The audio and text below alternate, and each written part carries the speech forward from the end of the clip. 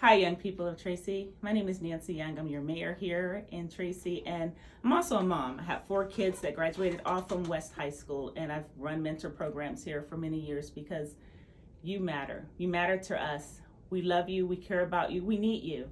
And I know right now, a lot of you are struggling right now, trying to get back on track, having had to do virtual homeschooling or virtual classes, and not having that connection and being able to really stay up on the things that you've needed to do all this time. And I know there's a lot of stresses, and we look for outs and ways to try to cope and to try to manage. And right now we're dealing with a crisis right now, fentanyl, and people have gotten, introduced to this terrible drug, this terrible addicting drug that, you may seem really innocent on one level or another, but it takes you out of your norm of who you are, and it could be fatal. And we've known that from the past because people have died from it in recent years and recent months, and we don't want you to become one of those statistics. We need you here.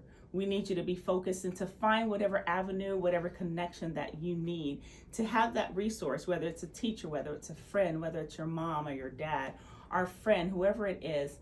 We need you to talk to them because we need you here to make your dent in life, because you are that bright light. You are that bright star, and we don't want your star to be dimmed or to go out. So from one mom to children to other students, as the mayor of our city, I'm concerned about you, and I want the very best for you because you have it in you, and nobody else can fulfill your purpose but you. Nobody else can be just like you. And so I'm just here to encourage you today to make smart choices, to make wise choices, and to lean on others when you don't know which way to go. Thank you. My name is Troy Brown, and I am the San Joaquin County Superintendent of Schools. I am here to introduce an important topic that affects students throughout the county and the state. Educators, students, and local law enforcement are working together to bring you an important message regarding student well-being and safety. We hope you consider the message, and may you be safe and well. And I'm Tracy City Council Member and Deputy District Attorney Dan Ariola, and I'm here to lend my voice to this incredibly important issue. Unfortunately, the issues that we're seeing with fentanyl and pill use are very real here in our community in Tracy. We have had young people pass away, we've had adults pass away. It is something that we are seeing repeated over and over again. This issue is real, and we are here to work together as a community to put a stop to it in the city of Tracy and San Joaquin County. Thank you, Dan. Hey, young people of Tracy. This is your Chief of Police, Sekou Millington. Happy to be here to speak with you today about that topic, fentanyl.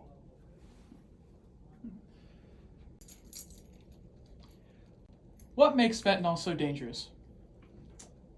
Fentanyl's dangerous because it's unpredictable, and by that I mean when you start mixing drugs in a garage outside of a quality controlled environment, the chances for an area or a piece of that batch to contain more fentanyl that is safe for human consumption or to contain a lethal dosage, those chances rise. So that's really what we're seeing, is you've got poorly mixed fentanyl or poorly mixed pills that contain lethal doses of fentanyl. And at the end of the day, that's the huge risk, or the biggest risk really of fentanyl is the lack of quality control and the chances of getting a lethal dose. If you could say one thing to a student who's passed due to fentanyl, what would it be?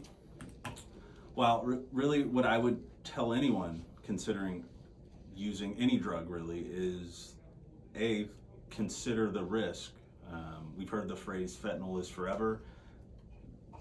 I'm not sure if the term Russian roulette is familiar to a lot of people, but you're playing a really high risk game when you put something in your body and you don't know where it came from and you don't know what it's going to do to you.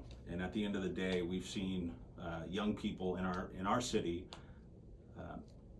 experiment with drugs and die, and it's tragic and it's real and it's here.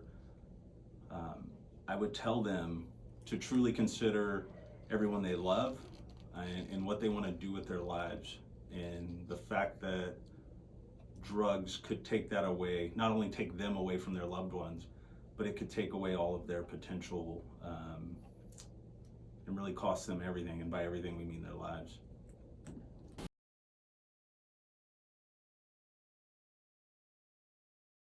Would you like to introduce yourself real quick?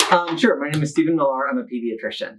All right. What effects mentally and physically does drugs use have on teens? So drug use does a number of things to teenagers. And really, when you ask what the effect of drugs are on kids, it depends on the drug that you're taking. So it can really vary across the board depending on what drug a child is taking. So that question is, that part of the question really, frankly, just depends. The second part of the question is, what does it do emotionally? Is it creates dependence, right? It requires then the teen or whoever's taking the medication or the drugs to then sort of look after that and desire that and then change their behavior based upon that desire. How often do you encounter these type of situations? As physicians, we encounter this quite a bit, whether it's in the emergency room or in the outpatient world, like in the clinics that we work in. We see a lot of adults and children who are affected by drug use. And unfortunately, increasingly, adolescents are using drugs to use, and we see the effects of it. Mm-hmm. As a parent, do these type of circumstances have an emotional effect on you? As a parent, absolutely. Because you see somebody that you love affected by this, affected by an addiction, and you just really want to help the child. You really want to help anybody. As a physician, we want to help all the patients that have these dependencies. We want to help people understand what is needed so that they can make good choices for themselves wherever they stand in the moment, to make choices moving forward that will really optimize you for success, both in terms of your health and your emotional wellness. Mm-hmm. What are some healthy coping mechanisms that you suggest regarding mental health? So that's a great question. Teenagers nowadays are dealing with some unprecedented times, as we have lived through COVID, quarantine, homeschooling, distance learning, whatever you want to call it. This is really a new normal for everybody. And so teenagers need to have these coping mechanisms to deal with uncertainty. And there's lots of things that you can do that are quite healthy. Exercise, eating healthy, really having some semblance of control over the areas of life where you can have control. And then secondly, developing mindfulness habits, things like meditation, learning how to be present in the moment of what you are experiencing instead of worrying about things that are outside of your control can really help you to be healthy emotionally moving forward. Things like using the Calm app can be really beneficial for teenagers. Another strategy would be to have trusted adults, teachers, parents, youth leaders that you know and trust and that you can confide in, that can approach you in a non-judgmental way. Really working together with those trusted adults to find a positive way forward from wherever you stand right now.